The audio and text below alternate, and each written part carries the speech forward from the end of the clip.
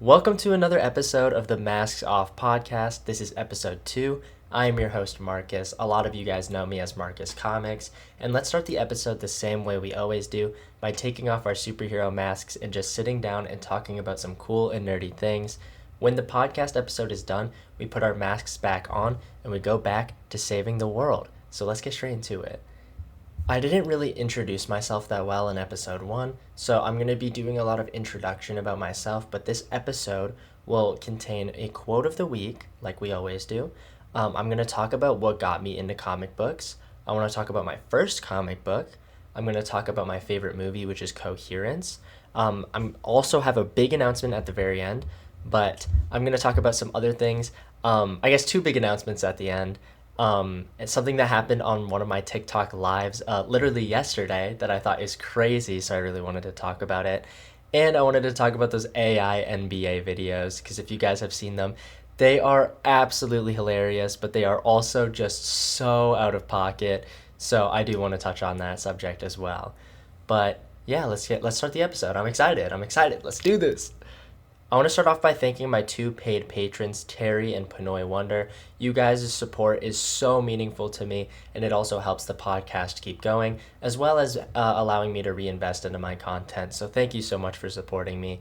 And now, let's get into the quote of the week. The quote of the week that I chose is from my good friend Noah. This was the quote that was said to us at the senior year graduation of high school. And the quote is, "There's no growth in the comfort zone, and there's no comfort in the growth zone." And in my opinion, I think that this quote really means a lot to me, because starting this podcast in general, I'm really open with you guys about like my emotions and stuff. I'm really nervous, you know. I'm not a big talker in all honesty, but I really enjoy talking about what I enjoy talking about. I know that sounds obvious, but I swear it makes sense to me, so hopefully it makes sense to you. But I'm not a big talker, and for me to start something where it's literally just me talking is a really big step into my like the uncomfortable zone. You know what I mean? Like something that I'm not used to doing, something that I'm not normally comfortable with. But as you guys have seen with the amount of support you guys have been giving to the podcast on YouTube, Spotify, TikTok, Instagram, I am growing. You know what I mean? So this is a perfect example of stepping outside of my comfort zone and growing. But I also think the opposite is really important. You know, sometimes you want to just sit there and be comfortable and not do anything that can, make you feel uncomfortable, but you're never going to grow. And I feel like the fact that you only have one life to live, you may as well be taking risks, be taking shots at the world, because there's no other possible way you could experience life again. So you may as well try to live it to the fullest. Now I want to talk about what first got me into comic books. So obviously, like I said, a lot of you guys know me as Marcus Comics. I posted my first TikTok the day that I got my first ever comic books, but I didn't include my trades in that video. I only included single issues because what I thought the comic book community was like was only single issues, because I wasn't in the comic book community for like any time before I joined. So I thought like people didn't really care for trades, so I didn't include my trades in that video. But it's just crazy because my entire comic book journey from literally day one has been documented on TikTok. And I think that's just crazy to think about. Like, you guys have really been there for every single step of the way. Every single haul that I've ever gotten, every single book that I've ever purchased, every single review that I've ever made. Obviously, there's some books where I've read where I just didn't make reviews because I didn't think they were needed. But still, like, you guys have been there along the entire journey. And it's just so cool to watch, because you can even see like how uncomfortable I was talking about comic books in my first video, because I knew nothing about them. But I obviously made it very clear that I didn't know anything about them. But it's still funny to me, you know what I mean? Like, I never would have expected that my comic book journey would be documented the entire way. So thanks to you guys, you got your guys' support. I've been documenting things continuously because I just think it's so fun, as well as just creating content around comic books. It's just something that I really enjoy. Thanks to you guys. Again, I keep thanking you, but like I really mean it. It's crazy how much we've grown in the little amount of time that I've been in the comic space, in the content creation space, and now the podcast space. It's awesome. So speaking on that, I want to show you guys my first ever comic book. And I do have a story that is like, I guess, a bonus story to go along with it, because of the fact that it relates to my first comic book. So let me take a sip of water real quick. That was a hefty sip. Okay. So the first comic book that I ever bought and purchased was Flashpoint by Geoff Johns. And so I know what a lot of you guys who are into comic books are thinking. A lot of you guys are thinking probably, this is not a great starter comic. And in all honesty, I agree. But there's an exception. So I watched the animated movie. Knowing that I watched the animated movie made me pick up this because I really liked it.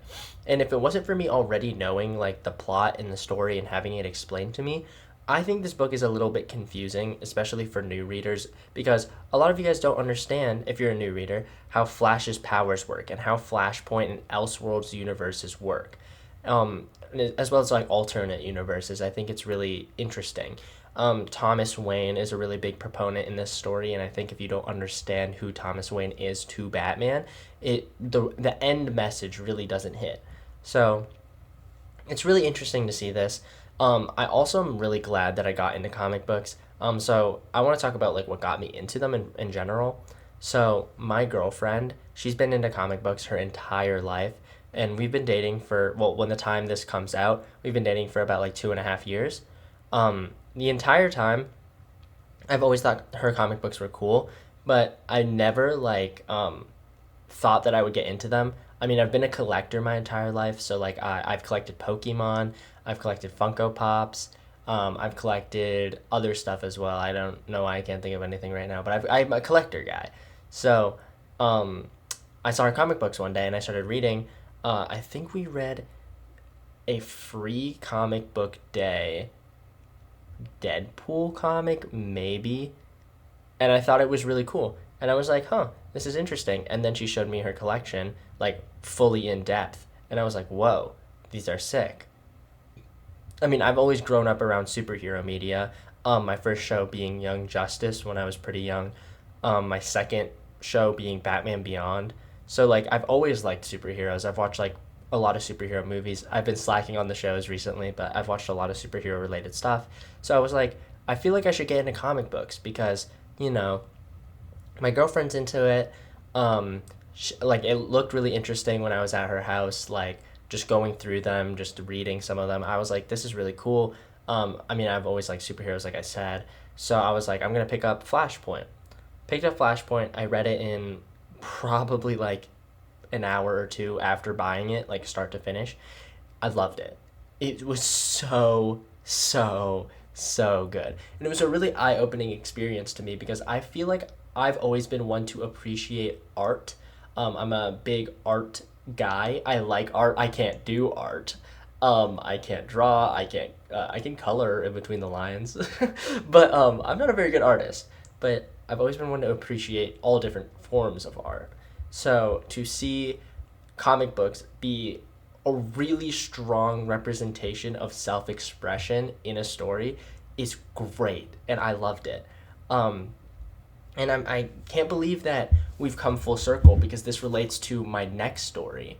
So as you can see here, like I said, Flashpoint being my first ever comic book was written by Geoff Johns, and the thing that makes it go full circle is that I'm getting a package from Image Comics, and in the email, the person that wanted to give me the free comic books, as well as the other stuff that's coming, was Geoff Johns himself. I don't even know what to say. Like, genuinely.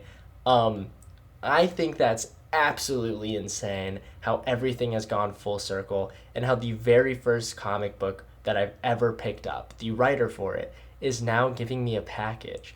Like, that is the coolest thing ever. And if you guys know anything about me, like I said, I love Image Comics. So this is also just a big deal to me in general because Image Comics has been killing it. So I'm just like at a loss for words recently. Like everything's just been falling into place so perfectly, like so effortlessly. It's awesome. And speaking about that, I do want to talk about something that I don't think a lot of you know. about me. If you guys know me from Twitch, I talk about it sometimes, so you guys might know this already. But if you know me just from like TikTok or Instagram, you guys definitely do not. Um, I have done content creation for probably 8.5 years, close to 9, and I know that's crazy because I'm still pretty young. I'm only 18, but I mean, I posted Fortnite videos when I was in like second grade, or no, maybe third grade. No, no, no. I think no. I posted Fortnite videos when I was in fourth grade, and from second to third grade, I posted random like skits, and they weren't very funny, obviously. But to think that like my entire life has been revolving around content creation. I mean, I had a YouTube channel. It was another Fortnite YouTube channel. Sorry guys, but I was really invested in it, and in about a month, I got to 12,000 subs, on YouTube, and the difference between now and then is I got burnt out so fast because I wasn't enjoying what I was doing at all. Like I genuinely did not enjoy it. A second of it. I didn't enjoy playing Fortnite to get the clips I needed for the videos. I didn't enjoy editing. I didn't enjoy finding the music for the montages. I didn't enjoy recording the skits when I was young. I've just always wanted like to be famous. In all honesty, I just like want to be famous. Now that I'm older and a lot more mature, I do this for myself because I actually just enjoy talking about what I'm talking about. I enjoy recording my videos. I enjoy editing my videos. I enjoy building a community around me that has similar interests. And I don't care about the numbers, like genuinely at all. It's just surprising to me that just me having fun, because that's what I'm doing. I'm having fun. I'm just putting myself onto the internet, has really been so much more fulfilling than me chasing after the numbers. And I think that's another lesson that you should take away with you if you're into content creation or thinking about going into content creation is think about your viewers and your likes and your follows as people. They're not numbers, they are human beings. If you're not doing something to connect to them, you're just not going to enjoy it because you're just going to be looking for your a comma to hit on your video because you want to hit to like 1K. You're going to be waiting for it to hit 100K, and obviously not every video you post is going to go mega viral. So it's really just a gamble on your happiness. Whereas if you connect to human beings and you actually enjoy doing what you do, you'll be fulfilled every single time you post. And that's exactly how I feel. Some of my videos are flops considering like they're way below average and underperforming. Does that affect me? No. I enjoy posting them regardless. There might be one person who likes the video, and that's one more person that likes my content that wouldn't have liked it before. There's another person that I can consider a friend. You know what I mean? So it's a lot different of a mindset. And it's crazy because, in all honesty, because I've changed my mindset, I've actually been growing more as well. I've been branching out of my comfort zone. Just this week, I was doing some like analytics crunching. This might be boring for people who aren't into content, but if you are into content, this might be a little bit interesting, so I'll keep it brief. Just this week, I posted 18 videos on TikTok, and I re-uploaded them to YouTube Shorts and Instagram Reels. Just on my main account, not counting my Twitch Clips account, not counting my second TikTok account, not counting the podcast accounts, not counting YouTube, other than YouTube Shorts. I posted 54 pieces of content just across those three platforms on my main account. And this was in the same week where I had to do all the planning to start my first podcast episode as well as set up like just everything regarding the podcast. And like it's just crazy, like I feel so motivated. And one of the things that a lot of people have been telling me is like, Marcus, like don't do too much now or else you're going to get burnt out. But I feel the complete opposite. Like when I don't post and when I'm not doing something content related, I feel like I'm slacking. Like I love the feeling of coming up with new ideas and new ways for me to just put myself out on the internet. I love the editing process. I love the recording process. I love streaming. I love communicating with you guys on Discord. I love literally all of it so much. So when I'm not doing something that I love, it feels weird. Like when I'm just like, for example, right before I recorded this podcast episode, I was laying in bed and I was scrolling on TikTok, and I felt weird because it's a Tuesday for me right now, and I was like, I'm not recording my video for things that are coming out on New Comic Book Day tomorrow, which is on Wednesdays. I'm sitting here and I'm scrolling on TikTok, and like this feels weird. Like I used to do this for like hours and hours on end. I don't feel productive. I don't feel like I'm doing anything that can help grow or help me work towards my dreams of one day becoming a full-time content creator, which is my dream. I know it might sound insane now, but the thing that I keep saying is give me 2 years. I think I could possibly make it in 2 years if I just stay consistent. And it's all thanks to you guys again. You guys are so supportive. But I've always been thinking long term. I can never imagine there would be anything that would just make me stop posting content, especially at the rate that I am now, because it's just so freaking fun. It's such a fun experience. I was talking to one of my friends, Jonas, about this, who's also like trying to become a content creator. And we were just on a FaceTime like a couple days ago, just talking about analytics and all of these different tricks that we can do to just post more content. And we're just like, this is the most fun thing in the world. Even when we post a video that flops, even when we, you know, respond or get hate comments or just negative things regarding content, content creation in general is just the most fun thing in the world. And it's insane. We were talking about it. It's like, how do more people not do this? Like, I've genuinely never had this much fun online than posting content. And it's so fun. So I would recommend it if you're thinking about it because it's just so fulfilling to me. But let's move on from that talk because, again, that there's not everybody in here that's trying to become a content creator. So I do want to talk about some other stuff. Sorry, I am a bit sick. I want to talk about my favorite movie, Coherence. So this might be a lot of jargon. So I'm sorry about this, but I'm really passionate towards this movie and I really think you should watch it. It was filmed in 3 days. The entire movie filmed in 3 days while a lot of the lines were improvised. And I know that sounds like it's just going to be a mess of a movie. I promise it is insane. It's so good. It's my favorite movie. And the best way that I can describe to you the plot is by talking about some theoretical science. And I know that sounds very boring, but trust me, everybody that I've explained this to honestly has been like, wow, this is really interesting, has gone and watched the movie and has loved the movie. I've never had somebody that's gone and watched it and didn't like it yet. Maybe you could be the first, who knows? But so the thing that I want to explain to you guys is Schrodinger's cat. It's a theory that Schrodinger made, and it's going to explain a concept that is not necessarily his concept, but it branches off of it. So his theory is that if you put, this is his example, by the way, not mine.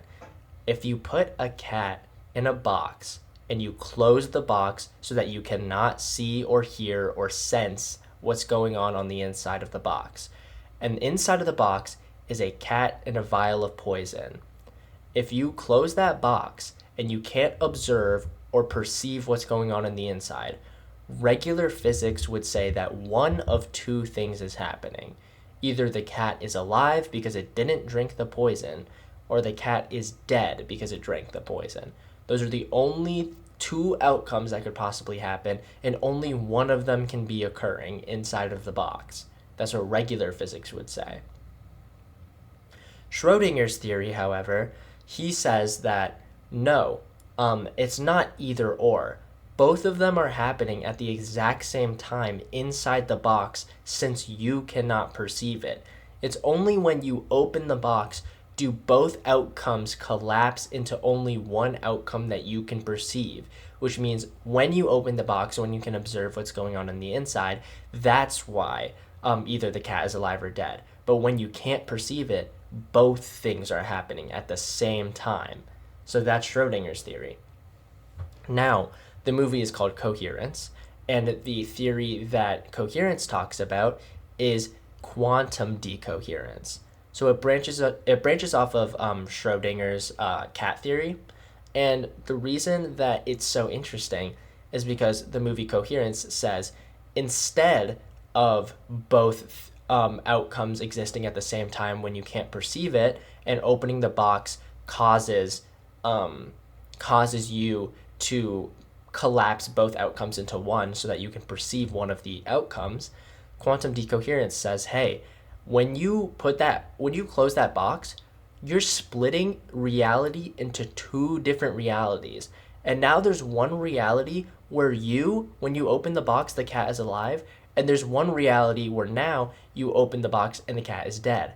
So every time there's anything that has any variables or multiple outcomes, you're splitting realities and basically jumping from different realities so that you can perceive different outcomes for different events.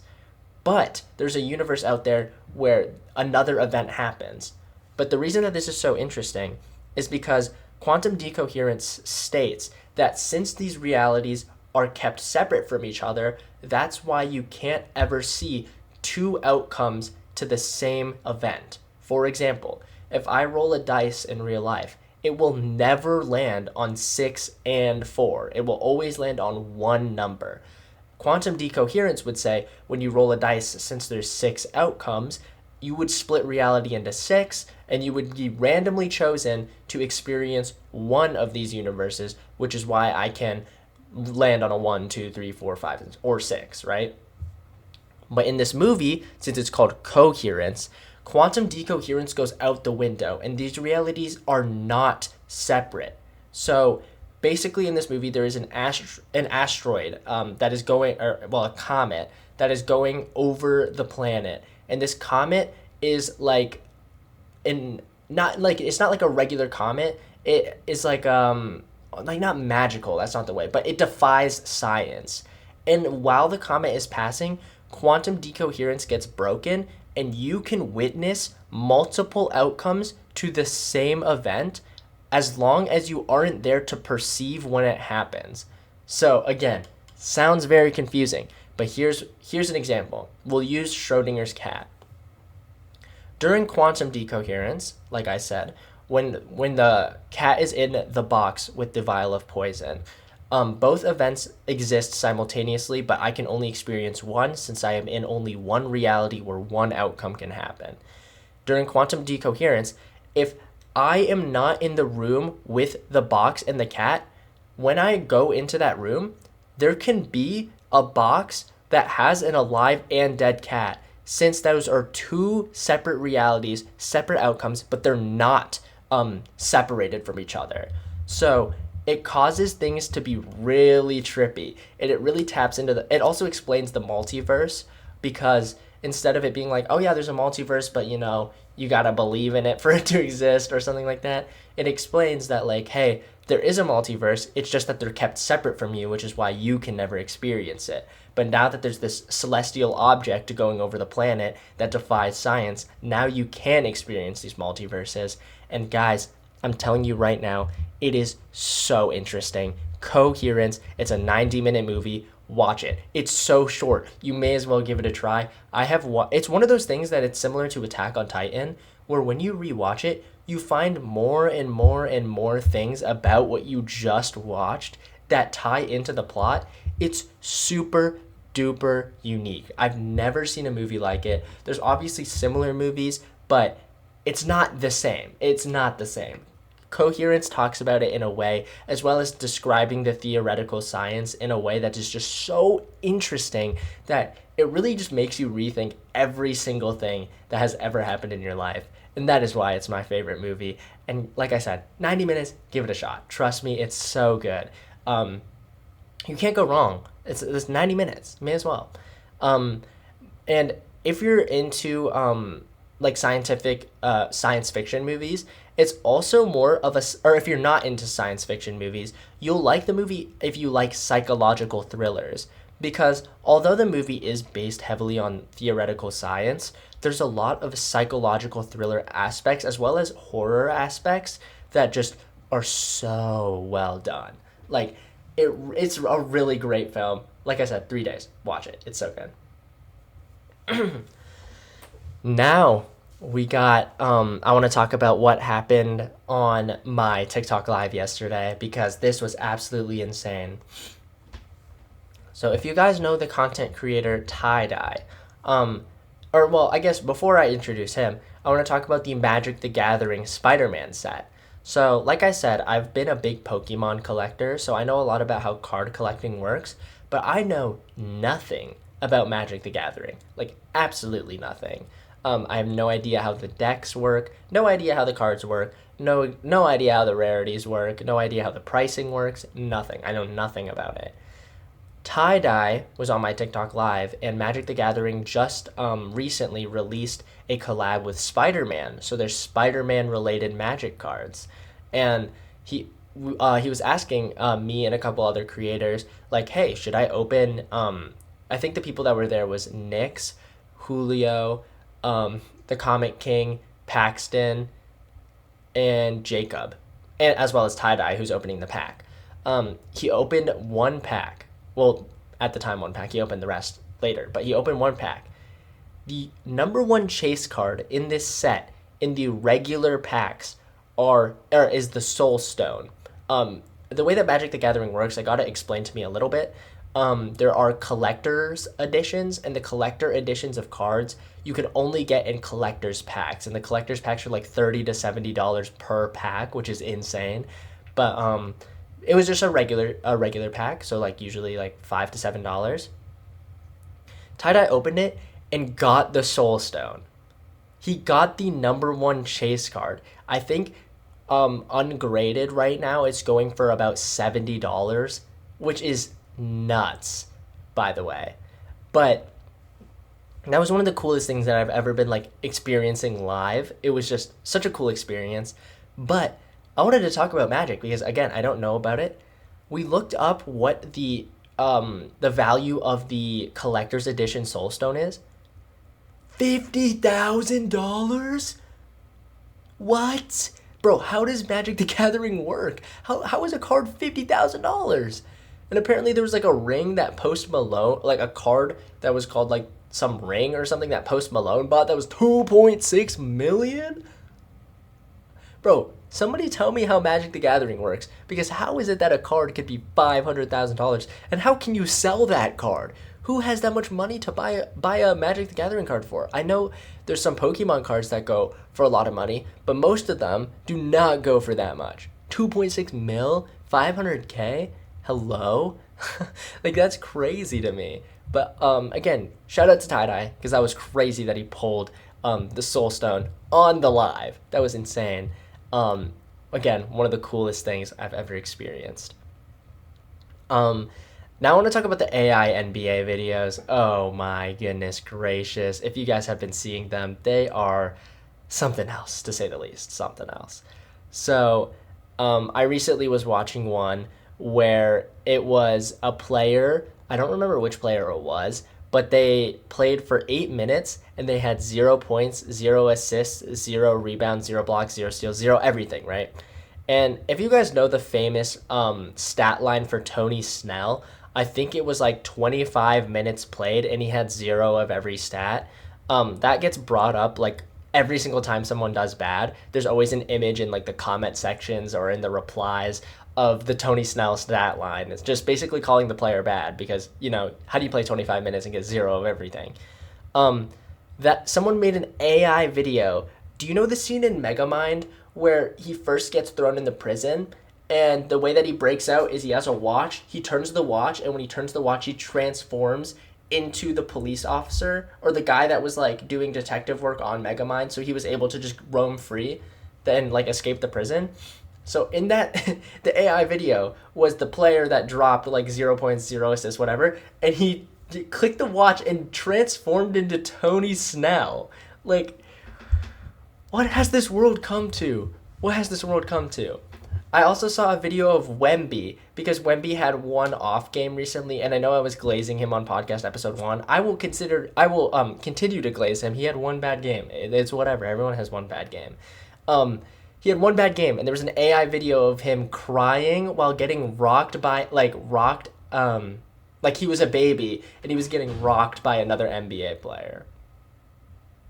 What are we talking about? You can't even have one bad game anymore, or else an AI video of you just being embarrassed will be on the internet. Like, it's crazy. I also don't support, I do want to put this out there, I don't really support AI art at all.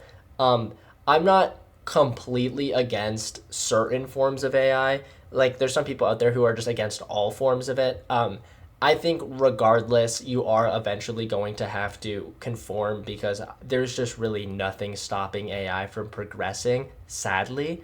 Um, but I'm against AI art specifically because look at the comics behind me. If these amazing artists and writers and colorists and the people who do the text were going to get replaced by robots, like that's just embarrassing. You know what I mean? These people have been working their entire lives to acquire the skill of being able to create a comic book. You shouldn't be able to just type in like a couple words and steal what these guys have been working for their entire life because obviously the AI version is just much less quality. There's much less humanity put into it. Even though you can like ask AI like humanize it, you can tell it's not human. You could just read the text, you could tell it's not. So the same way, I don't agree with AI art. And I just want to put that out there because AI art is something that shouldn't be supported. And I really stand with Jim Lee because he said at DC that DC Studios does not support AI art and will never support AI art. And that's really important to me because, again, I'm a big art lover. I really like art related things such as comic books, the designs of Pokemon cards, movies, TV shows. I don't want to see it all get replaced and some of my favorite actors, favorite writers, favorite artists just be able to not create their own forms of media because it gets taken over by a robot. That just sounds horrible. Oh my gosh. We're okay. I'm not gonna lie. I feel like I talked about a bunch of things. We're only at 32 minutes. Yo, I need to plan these episodes better. Okay. Anyways, I have a big announcement. Two big announcements. I'm trying to think which one should I do first. I'll do the one that's like a less of a big announcement, but it's a big announcement for fans. Fans of the franchise. As I finish this video, later today, I am going to be starting the original Star Wars trilogy. I know, I haven't watched it before. I know there's people out there that are freaking out about this. I've never watched any Star Wars movie or any Star Wars show or read any of the books. I've never consumed any Star Wars content except for one movie. The Han Solo movie. And a lot of people do not like that movie. But I've never watched the original Star Wars or any of them. So I am so beyond excited to watch it because I want to get into Star Wars, but I've always been intimidated at the size of the franchise. They have so many projects out there, so many movies, so many shows. I've played like the Lego games. That doesn't count though. There's like obviously the games.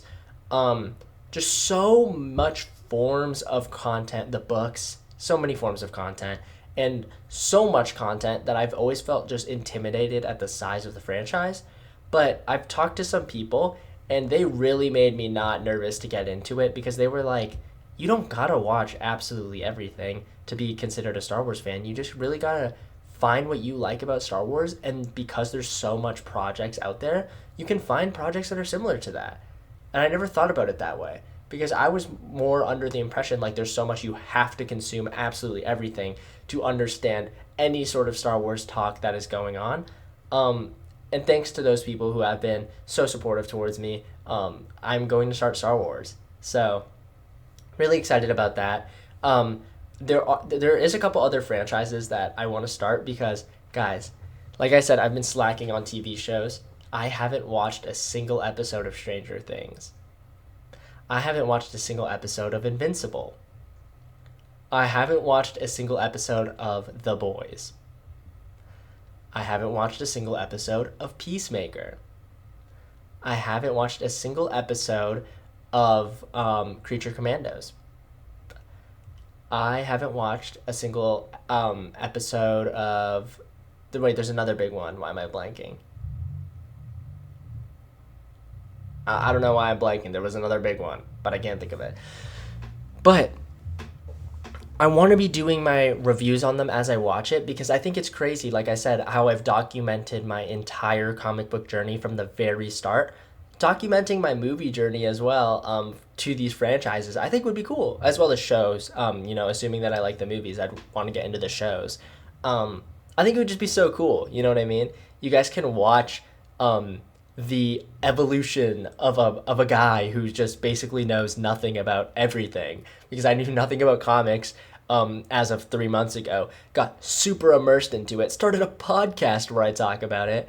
Like, I'm so immersed into it now. And then you guys are gonna witness me get super immersed into all of these other franchises as well. So I'm really excited. I will be, like I said, documenting it all, posting some like videos on it. Recaps, like whatever content I decide to make about it, I'll talk about it on the podcast as well. But super excited for that. I think that's crazy that indulged. I haven't indulged. Like, that's the perfect word. A lot of these things are considered the best pieces of media on the internet, or just the best pieces of media superhero wise, like, ever made, and I haven't consumed. It's crazy. I know. It makes you feel sort of like a fake fan almost of superheroes, but I just need to lock in, I feel like, because I've been so invested in reading that, like, every time I have free time, which is not very often because I am spending a lot of time creating content, whenever I have free time, I never feel the need to, or the want to watch a show or movie, because I just feel the want or need to read, because these stories behind me on my wall or over on the shelf, like, I love it all. I love it. I love it. I love comic books. They're so great. And they've really just helped me grow as a person. I feel like I've became so much more aware of my thought process to certain situations. I also feel like I've learned how to adapt to certain situations and how to become more emotionally intelligent, as well as stand true to my beliefs. It helped me definitely improve my moral compass. Comic books have really just done so much for me, and if you haven't read them, I highly recommend trying to start, because they are amazing and they've changed my life for the better, in all honesty. So that was the first piece of news, but guys, we got one more piece of news, and this might be the most scary of them all. Guys, how do I even say this? Oh my gosh, I was not ready to say this on episode 2 of the podcast. Okay, you know what? I'm just gonna say it. I applied for a J-Star B. I know, guys. I'm slowly becoming evil, Marcus. I know. For those who don't know what a J-Star B, I'm gonna spell it out, but I never want to have to spell out the full word again because it gives me PTSD. J-O-B. Oh gosh. Oh, it hurts. Dude, I can't do this right now. Dude, I have been loving the unemployed life of a college student. I have been loving it. Not having to worry about clocking into my shift, not having to worry about all of that has been so nice. Playing video games all day, reading all day, posting content all day. I loved it, but I have applied for a J-Star B.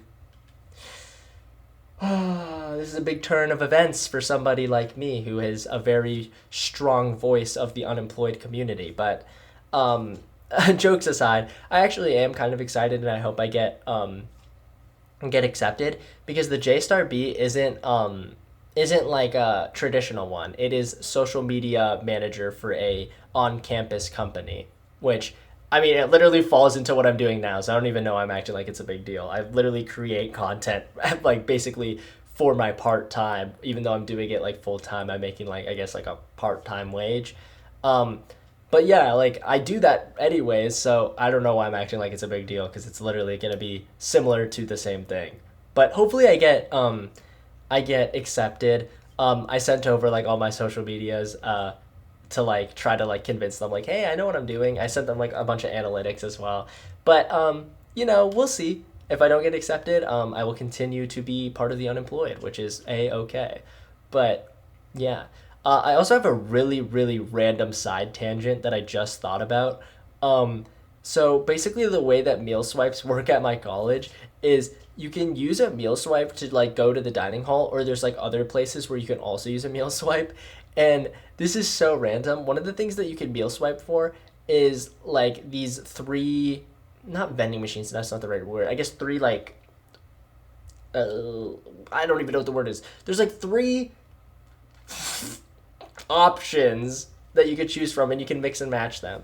And one of the options is Uncrustables. Bro, I have been living on Uncrustables for the past like 2 weeks because you can use a meal swipe. And what I do is I get like an apple juice or an orange juice or a water, two Uncrustables, and either a strawberry yogurt parfait, a mango yogurt, or